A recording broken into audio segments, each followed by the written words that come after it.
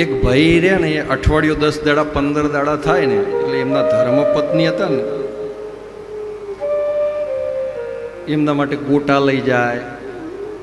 એમને ગોટા બહુ ભાવે, પાત્રા બહુ ભાવતા, પાત્રા લઈ જાય. કોઈ વાર રબડી ખવડાવે. એટલે આજુબાજુ વાળા પડીકું જોવે એટલે સમજી જાય. એટલે અમુક તો હસવા માંડે, અનુભવ વાળા લાગે છે.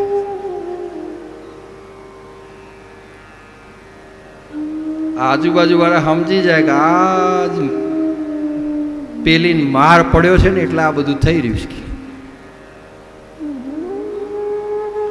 અને પેલી કે ને એટલે બધા સમજી જાય. લ્યો, ગુજરાતમાં શબ્દો બધા બહુ પ્રચલિત છે. અહીંયાથી આટલા બધા ભાઈઓ બેઠા છે ને, પણ અહીંયાથી કોઈ, અહીંયા જે એમના ધર્મપત્નીઓ બેઠા હોય ને એ અવાજ કરે ને, સાંભળો છો, તો બધા આમ જોઈ રહે, એમનું જ મોઢું આમ ફરે. બોલો, એમના એ હોય એ જ જોવે, બીજા કોઈ ના જોવે. બોલો, આ ગુજરાતી કેટલા શબ્દનો મહિમા છે. એટલે ગુજરાતી શબ્દોનો મહિમા એવો છે. ઈવડી એ કે એટલે બધી સમજી જાય કોણ ઈવડી ગયા છે. એટલે પડીકા બહુ લાવે. એટલે પડીકા લાવે એટલે ખબર પડે. એટલે બધી પૂછે કે ભાઈ તારો ઘરવાળો તો બહુ સરસ છે, કે લે તારા માટે બરફી લાવે, આમ લાવે. અમાર તો ઘરવાળો કે આવું લાવતો જ નહીં કોઈ દાડ. તારે તો જે ભાવે બધું, કે અમે જોઈએ છીએ ઘણીક વારમાં તો કંઈકનું કંઈક પડીકું આવતું હોય છે. એટલે પડીકું આવે ને એટલે જઈને પૂછી આવે કે ભાઈ શું હતું પડીકામ, કે આજ બરફી લાયા હતા. અઠવાડિયું 10 દિવસ થાય ને પછી જઈને પૂછી આવે કે આજ તો મને મસ્ત જે કહેવાય માલપૌવા ભાવતા હતા, માલપૌવા લઈને આવ્યા.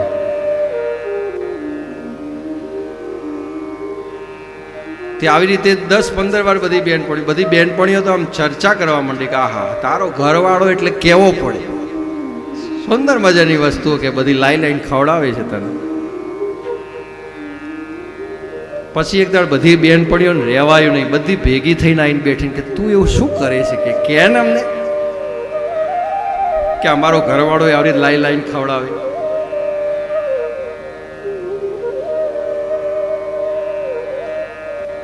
તે પેલા બૈડા ઉપર પાલો પડ્યો હતો ને, એ આમ ખસેડ્યો તાર તો તાજું હમણાં વાગેલું હતું. તે બતાવ્યું, આવડો મોટો હાથ પડેલો હતો. કે લો આ જોઈ લો, આવું કરવું એટલે ખવડાવે. કે શું, કે હું કંઈક શીખામણ આલું ને એટલે એને સાંભળ્યું ને બરાબરનું મને મારે છે. કે બરાબર, અને બરાબરનો મને મારે ને એટલે મારું શરીર હુજીને દડા જેવું થઈ જાય. એટલે હવે મને મનાવી કેવી રીતે? એટલે મને ભાવતું હોય ને એવું લઈને આવે છે. તમારામાં તાકાત હોય માર ખાઓ,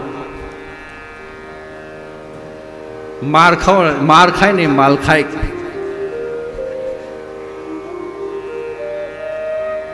એમને માલ નહીં ખવાતો, કે માર ખાવો પડે. એના માટે માલ ખાવ એટલે માર ખાઈ મનાવવું પડે એટલે લઈને આવે છે. કે તમારે અઠવાડિયે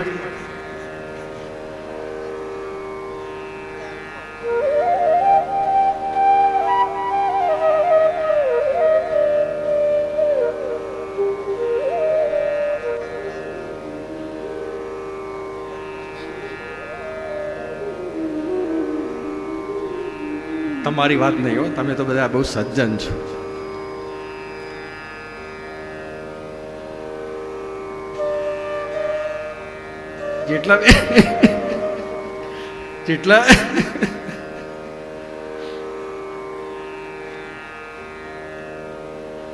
જેટલા બહેનોએ પડીકા ખાધા ને અહીં આશે છે. બોલો,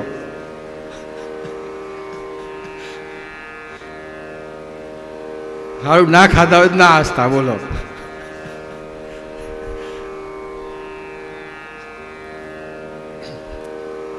ગમ્મત સાથે જ્ઞાન લઈએ એનો આનંદ અલગ હોય. ગમ્મત સાથેનું જ્ઞાન છે આ.